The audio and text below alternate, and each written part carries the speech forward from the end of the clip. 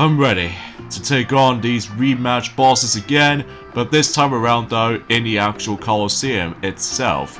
Hey, what's up ladies and gentlemen, it is I am the one and only Maxi here once again, and I am back for yet again for the likes of the Maxi Toys videos once again.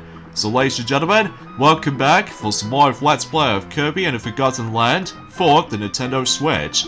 So, last time, we have essentially did manage able to finish up the main story, despite the fact that it did say to be continued at the end of that credit sequence, which, yes, we ended up apparently going to be on the second half of the game, which we'll probably tackle for that until later, throughout the majority of the forms of later on this week. So as a result though, that maybe we'll save that conversation until specifically this Friday, around the same day as when, let's just say, Nintendo Switch Sports will be releasing. So, speaking of that though, I think I should probably save that conversation until for later, because today, we're going to be hit on to the forms of the Colosseum for the second time, and because of this though, we're about to be taking on the forms of the next cup in the game, which appears to be the Ultimate Cup.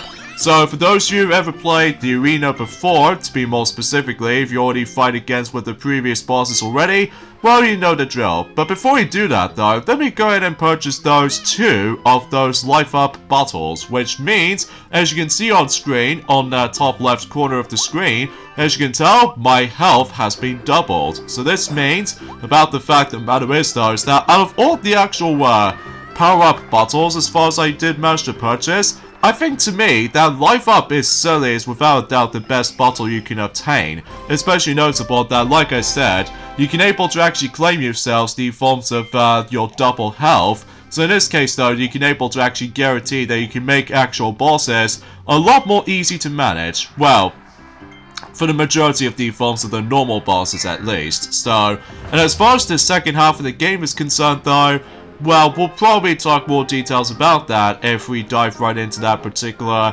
mysterious portal thing. We'll get into that later. So for now, let's go ahead and take care of the forms of the Ultimate Cup. And to start things off, we're going to be first up against with Mennonite again. Ever since enduring the forms have been a Mennonite Cup, so we can able to actually deal with him again. So, and I think, fundamentally speaking, although that we'll probably save that conversation until for later, because today's date is of course the 27th of April today, in this case in 2022 today, aka 28th of April today in Japan. Because as far as I'm aware, it's the fact that, well, for those of you guys who lived in Japan from yesterday, happy 30th anniversary of Kirby himself today.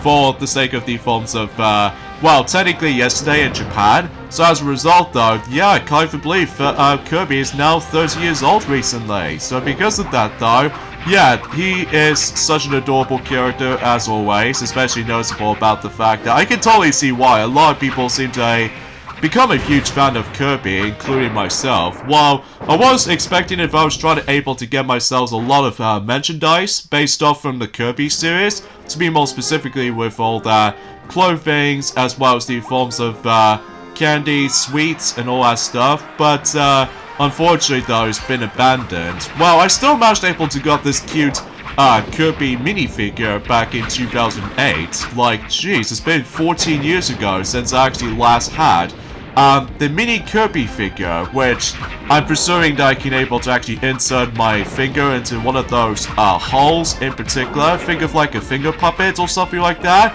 But relatively speaking though, it's just the fact that, well, luckily though, I still have one with me, so I'm not gonna get rid of it because he's so cute and adorable, especially with that bio voice that he always says during the course of every single games, including the anime series. So to be more specifically, Kirby right back at ya. So yeah, that probably explains it. So, and as far as I'm aware about the fact that since I still got myself my Kirby games and stuff like that, although stay tuned until tomorrow because there's going to be another video game collection video coming up, which is inspired by the forms of the 30th anniversary of Kirby after all.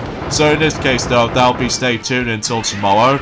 But here's one problem with it though, is the fact that my phone has once again decided to able to go, nope, for able to actually decide able to send some videos transferred onto my laptop again. So because of that though, because I was about to be prepared for the biggest presentation ever, in fact I would like to say for this point right about now, spoiler alert for those who have not even prepared for it, that this next video game collection video is going to be by far is the longest collection we've ever actually done.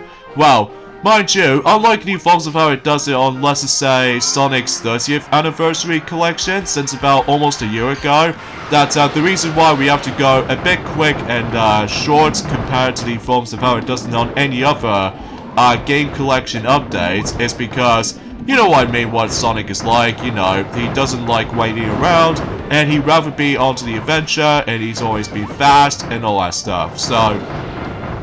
But you know, you get the idea about that. So, and since about the fact that you know how recently that Kirby was now 30 years old recently, so I figure that maybe I could do a bit of a discussion about the forms of how the fact that with my top 10 favorite games in terms of Kirby series. As far as I'm aware, there are quite a lot of Kirby games, including the main games, including the spin-offs as well. So I think I was able to do my countdown for my top 10 best Kirby games I've ever played.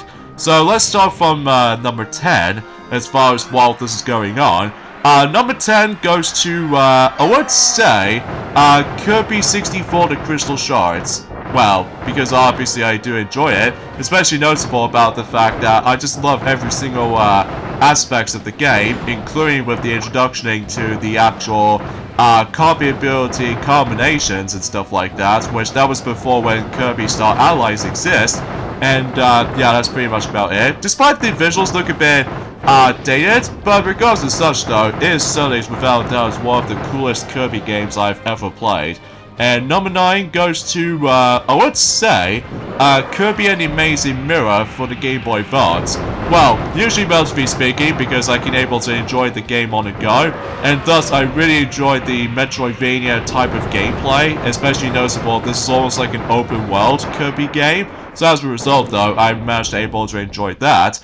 And number 8 goes to, I would say, Kirby's Adventure for the NES, which means is obviously the introduction to the copy abilities, which I still enjoyed it, especially noticeable about the fact that I was originally trying to able to actually get ourselves the superior version on the 3DS called 3D Classics Kirby's Adventure, but I think I should probably save that conversation until when it gets to tomorrow's biggest presentation for Kirby's 30th anniversary game collection video or something like that. So, again, stay tuned for that, and yeah, that's pretty much about it. So, I believe number 7 goes to, I would classify for saying, Kirby Nightmare in Dreamland for the Game Boy Advance, because, honestly, Kirby in the Forgotten Land is without a doubt one of the greatest remake in the entirety of the Kirby series, obviously based off from Kirby's Adventure, but with a cleaner visuals, as well as the forms of a much more detailed sprites,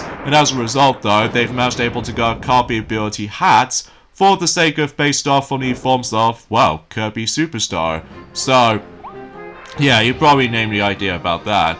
And I believe number 6 goes to Kirby Triple Deluxe, while I usually still enjoy it as well. So relatively speaking, there's not much else I can honestly try to say about Kirby Triple Deluxe. So yeah, I do love the fact that they include some of the sub-games they included on here. So yeah, I really enjoyed that. Especially noticeable I can play the game on the go. And I believe number 5 goes to, I wouldn't classify for saying, I would say Kirby's Epic Yarn, just because, well, despite the fact we're pretty much lacking with the copy abilities, but that's okay, because I enjoy Kirby's Epic Yarn, specifically on the Wii version, because, oh man, the presentation looks so good, especially noticeable it's made out of yarn, and also the amount of gameplay and all that stuff though is super fun. Especially noticeable you can able to actually, rather than just try to able to get copy abilities and swallow enemies, because obviously it's like see-through. So as a result though, I enjoy every single aspect on Kirby's Epic Yarn, including the music as well. That is so awesome. And yeah, that's pretty much about it for the sake of Kirby's Epic Yarn. Number 4 goes to, I would say, Conveniently enough, it was, well, this game, as you can see I'm playing right now, Kirby and the Forgotten Land. I love the presentation, especially notable, this is the first time ever in a 3D Kirby game, which I found is like super enjoyable to play through. And on top of all that stuff though, I adored the music and the presentation as well. And on top of all that stuff though, this game is so fun to play. And so far, what I've noticed about this, like I've already mentioned about this ever since in a couple of parts ago, that most people seem to enjoy this game a lot more than the forms of how it does it on Kirby Star Allies, or even some cases, with the forms of some eShop titles for the Switch, like Super Kirby Clash, or even Kirby Fighters 2. Although don't get me wrong, all of those Kirby games are good. Damn good. Well, some of them are obscure, to be more specifically with the Kirby's Pinball Land, and also say applies to the forms of Kirby Tilt and Tumble, and even most people found out actually, is the fact that apparently some people find that Kirby Slider exclusively to the Game Boy Advance e-reader might actually consider this to be the worst game in the entire series. So, because as far as I've seen, the gameplay footage is basically just slide tiles, but with the actual Kirby skin. And as a result though, it's pretty bare bones for what I've seen in gameplay footage, and apparently it's likely to promote with the forms of alongside with the forms of Kirby Right Back at Ya animated series. So, but I still enjoy the show, don't get me wrong, but I haven't exactly watched all of the episodes for such a long time, but hopefully I'll get around into it at some point, maybe at some point in next month in particular. Depending if I was not going to get distracted by the forms of not only tons of recording sessions, but also getting distracted by the forms of my biggest presentation I was able to do for the sake of time. So that can usually wait. But anyway, so yeah, that's as far as I can say in terms of the forms of my number 4 spot when it comes to the top 10 best Kirby games I ever played. So yeah, that's that. So number 3 will be, I think, fundamentally speaking, number 3 might actually be Kirby Superstar Ultra, because, well, suffice to say, Kirby Superstar Ultra is without a doubt the best remake in the entire Kirby series, period, which no hands down for this point, because obviously that the visuals looks amazing, even on the Nintendo DS it looks very fantastic, and also it does fix a lot of issues that I have with the forms of the original Super Nintendo release of Kirby Superstar, meaning by the forms of some bugs or glitches to be found, and even especially noticeable, they improved a lot of controls, and even especially noticeable with some quality of life improvements, because obviously that Kirby Superstar Ultra was actually on the DS, so I might be biased when it comes to 2 versions in particular, but honestly I found the DS version is probably the best version of the game in my opinion, because obviously you can play the game on the go, and also on top of that, you can able to actually see what certain collectibles you're missing out on, thanks to the forms of that bottom screen actually tells you where the certain collectibles are. To be more specifically in the Great Cave Offensive, and especially noticeable with Milky Way Wishes, that basically if you're missing something, then basically you can able to hit back onto the previous planets or previous areas for the sake of the forms of the Great Cave Offensive, and then that way you can able to actually keep in track of how many treasures or in some cases copyability items that you've missed. So that's a total appreciation, and also on top of that, that game is gem-packed with replay value, which I do appreciate about the amount of content they've got for Kirby Superstar Ultra. And yeah, that was it for number 3. So number 2 goes to, well, suffice to say, Kirby's Return to Dreamland, aka Kirby's Adventure Wii, for those of you who lived in Europe. I enjoy every single aspect of Kirby's Adventure Wii, or should I say Kirby's Return to Dreamland, because I adore the visuals and also I enjoy the actual concept of the super abilities, and everything else about the game is just perfect in almost every single way. Mind you, there are some motion controls here and there, but it doesn't bother me too much though, especially noticeable this is on the 2D plane, rather than on the forms of the 3-dimension and stuff like that, which, yeah, that probably explains it. So as a result though, and also I adore the music in Kirby's Return to Dreamland, especially noticeable how relaxed and peaceful and atmospheric at the same time as well of how certain music plays out. And of course, you probably already know what the #1 spot goes to. It's pretty obvious. Kirby Planet Robobot. I love every single aspect of Kirby Planet Robobot, ranging from the forms of the environment they go for, and especially noticeable with the forms within the music, and also on top of that, some great side games, to be more specifically with Team Kirby Clash and Kirby 3D Rumble, despite the fact that those are side games and stuff like that, which I always had a blast to play, especially noticeable with the forms of how the fact that eventually those two games might able to actually get the expanded versions on the eShop versions, so yeah, that's that. And also I love the forms of how the world is actually turned into, like, well, mechanical and all that stuff though, which I can appreciate about the fact that how most people seem to really enjoy Kirby Planet Robobot a lot. Especially noticeable, that was actually pretty much the most highly anticipated games during the Forms Within 2016, along with others as well. But I think, suffice to say, I think Kirby Planet Robobot is without doubt still my favorite game in the series. So, just because of how the fact that it's a little bit different than the forms of how it does it on the previous games, and also I love taking control of the forms of the actual robots you have, and along with that, you can able to actually combine those specific copy abilities into that specific power depending on what robots you're able to take in control of. So, yeah, that's pretty awesome and top-notch at the same time. So, in fact, let me know in the comments below for the question of the day. What is your top 10 favorite Kirby games you've ever played in your life? Do you play the same amount of games as I usually picked for my top 10 best Kirby games I ever played? I mean, I would classify if able to enjoy all of them, but relatively speaking though, it's just the fact that, well, like I said, all of those games are good. Damn good. Well, mind you, apart from a couple of exceptions, like for example, Kirby Slider, which is of course the e-reader game, which, as I said, it was pretty bare bones and all that stuff though. And also there are some obscure titles here and there as well, like Kirby's Pinball Land, like I said, but yeah, you probably get the idea about that. So, anyway, so before we get into this more conversation stuff, let me go ahead and climb onto that ladder, which takes place into the observation tower, which we meet up with Chlorine, and somehow we ended up on this mysterious portal. Is this another mysterious vortex? What? You sense Leon Gar somewhere in there? Well, that could be only being one thing for this point, Elfilane. That could be only being one little thing.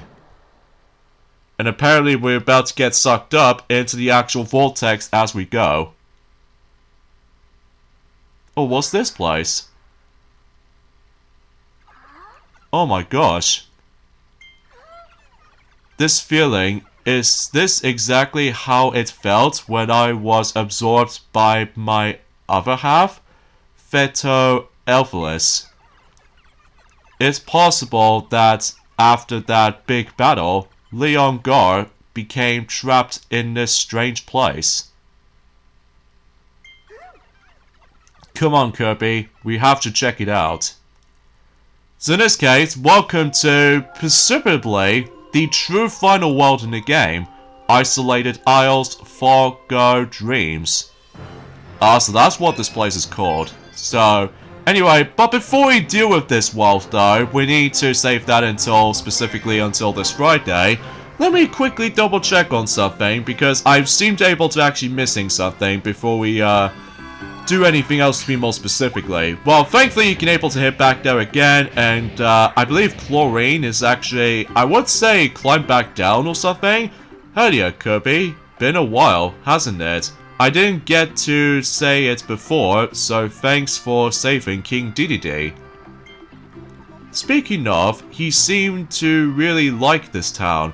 He's been resting to help himself heal after that particular beast pack. Actually, we have something to give you. It's a blueprint from King Dedede. A gift from the king. What an honor. So yeah, if you manage to talk to this particular Waddle Dee right here, you get yourselves another blueprint, which this time involves around Masked Hammer. So gee, I wonder what that's going to be inspired for. So we're able to actually enter in this particular weapon shop again. So we can able to give another blueprint to that Waddle Dee here. And hopefully, I think we're able to actually get enough, you know, rare stones. So that way we can able to actually upgrade our... I would say this is actually the final upgrade for the hammer ability. So we can able to actually do just that. So let's go and do that anyway. So we can able to actually just not only spend most of our star coins, but also just spend our, well, rare stones. And there we go. We've actually become masked DDD, or should I say, mask hammer, all that stuff. I've no idea why I say things a little bit weird and gibberish about it, but that's only mainly because it's been about 2 days ago since I actually last recorded this. So anyways, let's hop onto this warp star, so just in case we'll hit back onto Redguard Forbidden Lands again, and because of that we can able to actually access to this next portal. So, in this case though, I think we're pretty much almost done with the forms of those treasure roads. Mind you, that about the fact that we are missing a couple of those blueprints, and as far as I've done my massive research on it, I think we've only got about exactly 3 blueprints left. So, hopefully, whenever we're able to actually stumble across those specific padlocks with all that vortexes we can able to actually just go through eventually, then hopefully I'll try my best to able to try to find them. I think one of them is going to be evolved around in, let's just say, in the 5th world, which is Original Wasteland, and another one which is in the Redguard Forbidden Land. So, and that was the only emphasis about the fact that I think the only reason why I haven't exactly found one of those blueprints, which I think is actually evolves around in the final upgrade for Cutter, I believe, and then also say applies to the final upgrade for the Tornado as well, I guess. It's probably because I somehow got distracted because that was that day where I managed to get COVID positive back in the day. Well, let's not talk about that right now because, well, this is a new day and thus, hopefully, the future might actually be super promising. So because of that, yeah, that's as far as I can say about it. But also I found out is the fact that someone actually said in the comments that they did manage to recently watch another new DreamWorks movie which appears to be The Bad Guys. So as a result though, and apparently from what I've seen the actual reviews, especially noticeable with the review scores, everyone seems to really enjoy it. Especially noticeable is actually like once again a very good DreamWorks movie again after the events of some bit of controversial movies out there. To be more specifically with the sequel to The Boss Baby. Jesus Christ, why did that film ever exist? Because I want to know why the hell does that film exist again? For the sake of the forms of The Boss Baby. Seriously, I just cannot stand that film. Although mind you, Alec Baldwin was actually the voice of the actual Boss Baby and stuff like that, but aside from that though, yeah, that movie is very bad in my opinion, because it's just, well, very bad.